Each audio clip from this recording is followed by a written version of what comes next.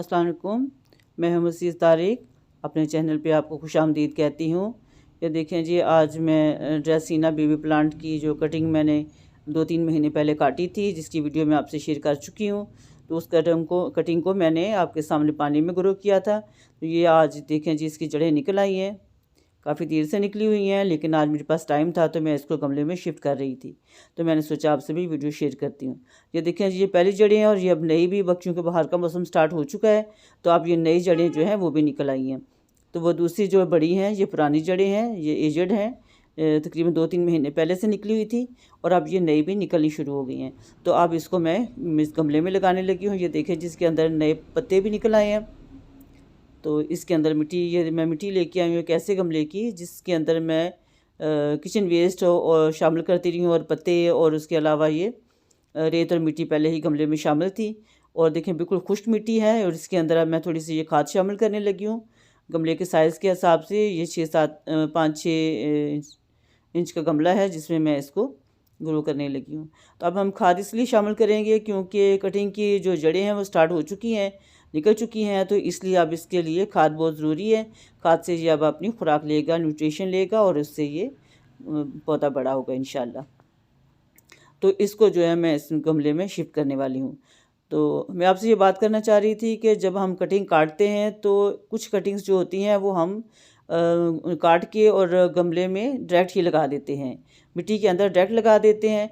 ऐसे गमले जिनको डायरेक्ट काट के मिट्टी में लगाते हैं, उनको आदत हो जाती है उस मिट्टी के अंदर रहने की, और मौसम के हिसाब से वो उसमें अपनी जड़ें स्टार्ट कर देता है।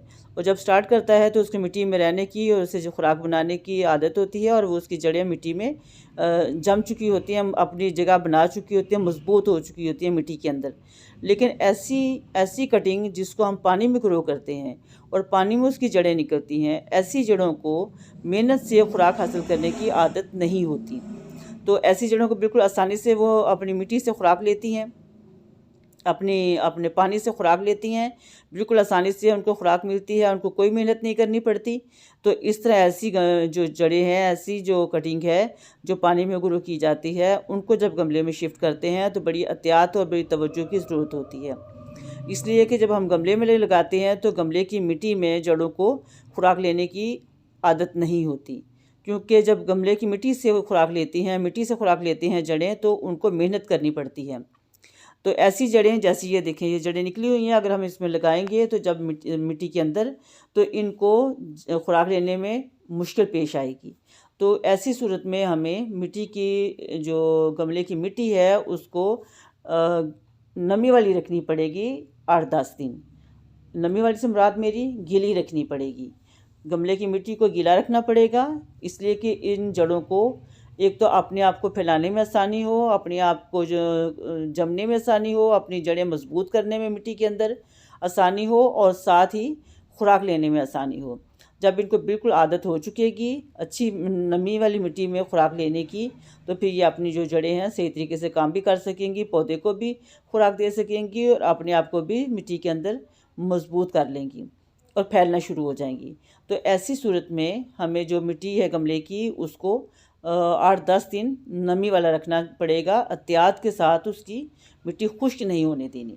तो ये एहतियात बहुत ज़रूरी है कि मिट्टी को खुश्क नहीं होने देना, और बिल्कुल पानी भर के भी नहीं देना। सिर्फ इतना, एक दफ़ा आप जब लगा लेंगे तो लगाने के बाद इसको भर के पानी दे देना, और उसके बाद इसको आपने 1-2 दिन रेस्ट देने देना। उसके बाद फिर आपने इसको खुश्क नहीं होना, ये एहतियात करनी है कि इसको मिट्टी को खुश्क नहीं होने देना, लेकिन पानी से भरा भी नहीं रखना। ठीक है, पानी में भरे रखने से वो मिट्टी के अंदर जब पानी आप बहुत ज़्यादा डाल देते हैं तो वो इसमें फंगस लग जाता है जड़ों को, और फिर जड़ें मर जाती हैं। ऐसे पौधे जो हार्डी प्लांट होते हैं वो तो मिट्टी में चल जाते हैं जैसे भी आप लगाएंगे, लेकिन जो थोड़े नाजुक होते हैं, वो जब जड़ें निकल आती हैं तो मिट्टी में लगाते हैं पानी से निकाल के, तो वो पौधे अमूमन मर जाते हैं, क्योंकि हम लोग इतनी एहतियात नहीं करते पानी देने की, तो उसके अंदर लगाने के बाद वो मर जाते हैं। तो इसलिए इस एहतियात बहुत ज़रूरी है कि एहतियात से बिल्कुल रखें। इसको लगाने के बाद शेडी एरिया में रखना है। तो ये जड़ें जो हैं, अब इस टाइम हम चूँकि निकली हुई हैं, इसकी जड़ें बिल्कुल एहतियात से मिट्टी के अंदर गमले में फैला के, तो इनके ऊपर मिट्टी डालनी है, और ज़्यादा दबाना नहीं है, बिल्कुल हल्के हाथ से मिट्टी डालेंगे इसके अंदर हम। अगर ज़्यादा दबाएंगे तो जड़ें टूट जाएंगी, तो जड़ों को तोड़ना नहीं है, इसलिए आसानी से इसके अंदर, ये देखिए, लगा के इसके अंदर मिट्टी डाल देते हैं। इसमें फंगिसाइड भी शामिल कर लेते हैं। मैंने क्योंकि हल्दी इस्तेमाल करती हूँ तो मैं हल्दी ला नहीं सकी, मैं छत पे हूँ इस टाइम, मैं हल्दी ला नहीं सकी। तो अब मैं अगली दफ़ा जब इसको मैं पानी दूँगी तो मैं पानी के अंदर ही हल्दी शामिल करके तो इसके अंदर डाल दूँगी।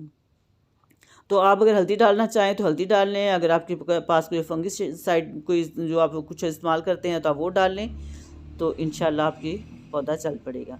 तो हल्के हाथ से दबा देते हैं, पहले इसको ठोका है मैंने इसमें ज़मीन के ऊपर अपने टेबल के ऊपर। तो उसके बाद इसके अंदर थोड़ी मिट्टी कम है, थोड़ी सी मिट्टी और इसमें डालते हैं शामिल करके। तो फिर इसके अंदर पानी दे के उसको शेडी एरिया में रख देते हैं, क्योंकि ये ड्रेसीना बेबी प्लांट जो है ये शेडी एरिया का पौधा है।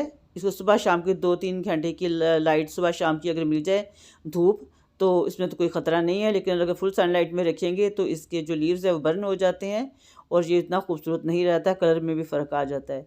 तो इसलिए इसको शेड में रखें, शेड में बरामदे के अंदर या फिर ब्राइट लाइट में रखें, या किसी दरख्त के नीचे, दीवार के नीचे, पौधों के दरमियान में इसको रखें, तो उसमें बड़ा अच्छा ये चलता है। बड़ा ही खूबसूरत पौधा है, हार्डी प्लांट है ये।